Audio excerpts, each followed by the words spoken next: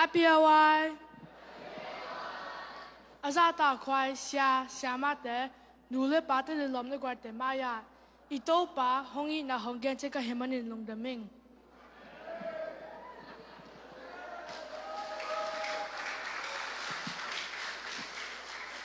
Kaya min pen Hau Mung hi kum somnani pata ing kaya lan ta zomi SD por pi panong paying kanulun boy ka pa mung ta hi ko una pasar chumpa kaya lai pen heng tuni akong genop chulu pen napang no khat kai hang in Pasian aring in galhang hi thei ve ing chi chua hi lai sang cho mun kadong sim ding Joshua lan kha ane kwa in chu hong pyakin hilo ka hi hiam thahat in la hangin Laugin la lungka kay in, bangang hem chile na pay na pepo a, to pa na pasen ng tongong biding hi, at hi, amen.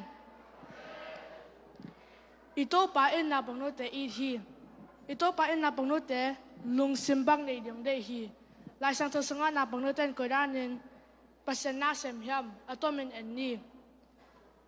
Nemen apak na adam nale, aman pasen at na ahang pen, anasem numino in, hang takin Pasian kamsang alay sa omna na gen hi napang no khat in anlum nga lenga sanita koidanin Pasian nasim yam enni Jesu martu nga mitur nga kyang na chugen hi to mitur nga wala napang no khat in anlum nga lenga sani na pahi to anlum nga lenga sani pen kia ling big chilawa aman Jesu na piahi and Jesu in to mitur nga kyang na waki amen.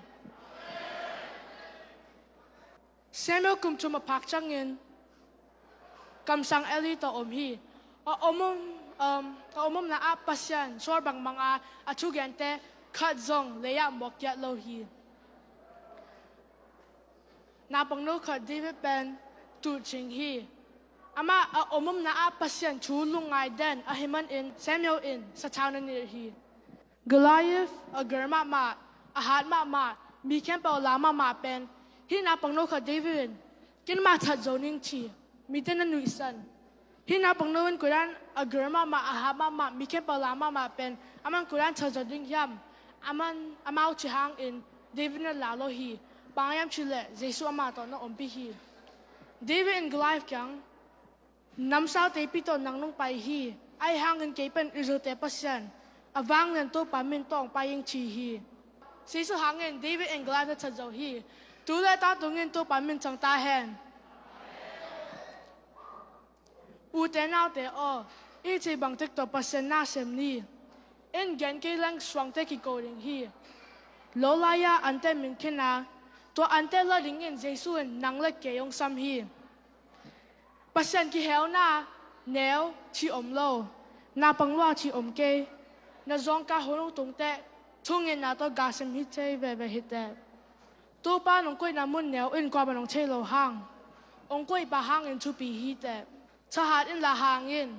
Laukin la nung kikeyin. Bangayam sila na pay na po a. Tu pa na Pasian. Ongong piding hi. Jesu mitswanin isep nakle. Kam luku ingading hi. Napang chugen ong chicken. Napang nukat kay hang in Pasian aring in galhang ite bebe ing. Nong dam.